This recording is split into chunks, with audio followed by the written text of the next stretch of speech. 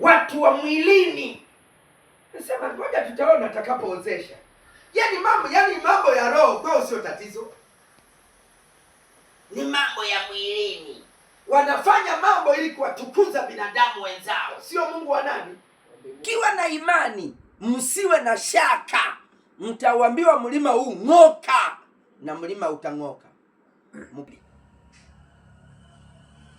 Mungu akagairi akasema, nitamfutilia mbali mwanadamu na nitagairi kama nimemfanya mbinguni.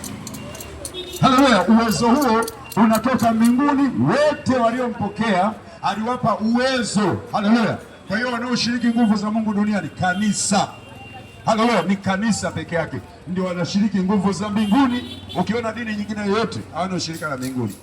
Na ndio maana kwamba hata wale mitume wa Bwana Yesu majina yao yameandikwa mbinguni, yameandikwa kwenye misingi ile 12 ya ukuta wa mji wa Yerusalemu, kama nilivyokuonyesha kitabu kile cha Ufunuo sura ile 21 kuanzia ule mstari wa 10 unaendelea chini pale, wanapoelezea habari ya misingi ya mji wa Yerusalemu, anatuambia kwamba na katika ile misingi yaliandikwa majina 12 ya wale mitume wa Mwanakondoo. Haleluya! Hawa ndio wenye ushirika. Haleluya! Na connection mbona iko wazi kabisa, iko namna hii. Huyo Yesu tunayemwamini yeye mwenyewe yuko mbinguni. Kwa hiyo walio na ushirika na mbinguni ni Wakristo.